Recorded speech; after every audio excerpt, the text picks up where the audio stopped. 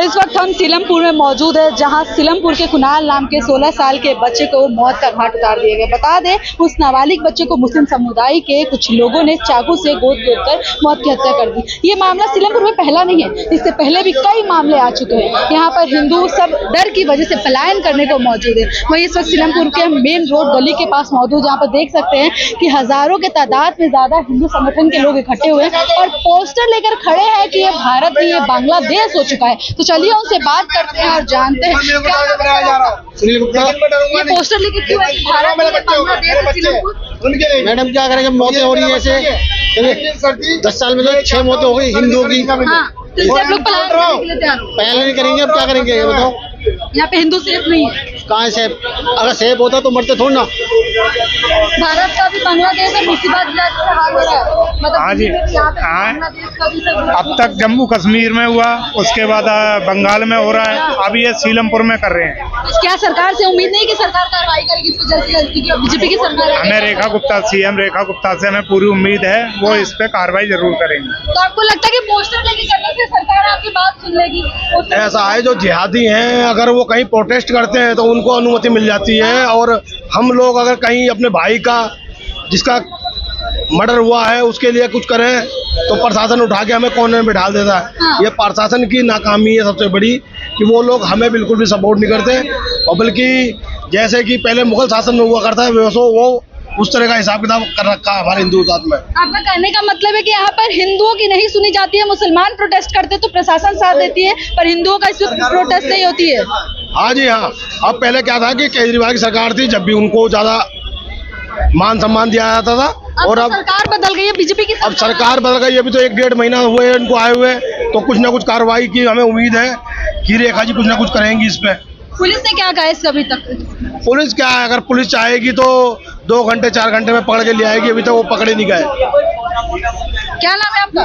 का नहीं है मैम, यहीं पे रहते हो? ये रहते हैं तो फिर अब ये हिंदू बांग्लादेश बन चुका है, हिंदुस्तान दिल्ली, ये क्या है पोस्टर? मैम। खतरे में हम, खतरे में हो? किस तरीके से खतरे में? हर चीज से मैडम। हम यहाँ पे कितने अपने बच्चे खो चुके हैं, और हमेशा टारगेट हमें बनाया जाता है। क्यों? हम गलत काम का विरोध करते हैं। यहाँ पे गांजा चरस इसमें बिकती है हमारी। हाँ, पुलिस प्रशासन कुछ नहीं करती है? पुलिस प्रशासन करती होती तो बिकता।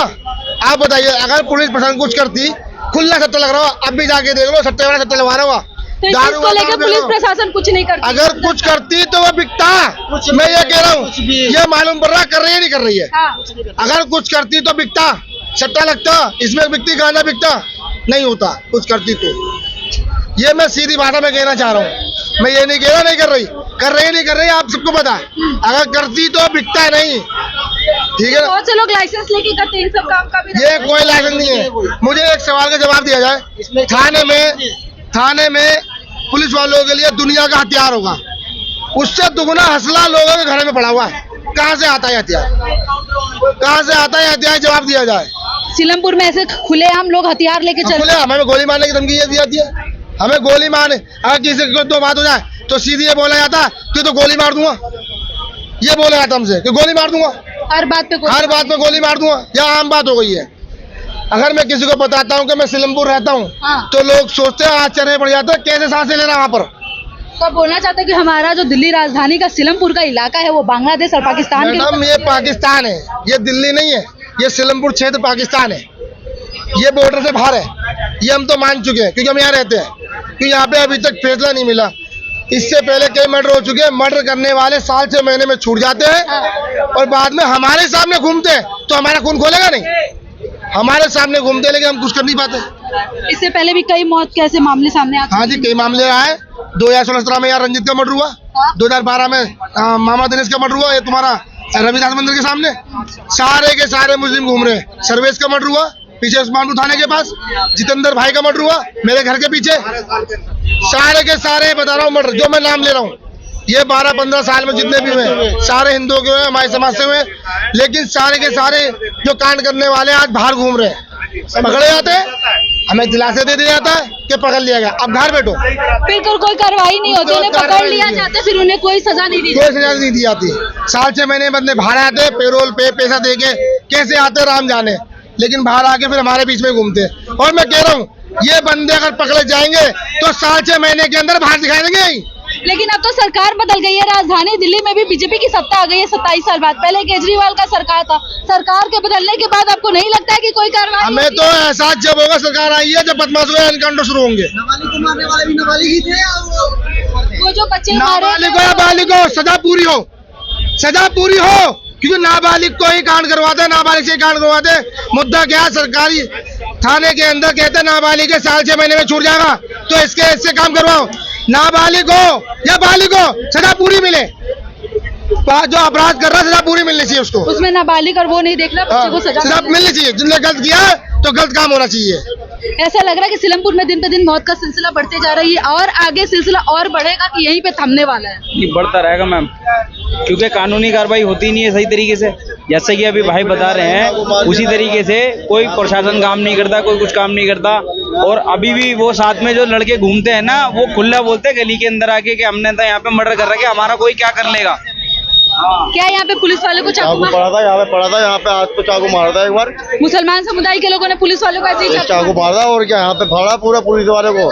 तो यहाँ पे जब पुलिस सेफ नहीं है तो आम जनता और क्या, कोई सेफ नहीं है, कोई फायदा नहीं है यहाँ, पूरा माहौल बेकार हो गया। चाकू खुला लेके घूमते, कट्टे खुला लेके घूम रहे, चाकू खुला लेके घूम रहे, कट्टे खुला लेके घूम रहे, आतंक पूरा हो जाते हैं।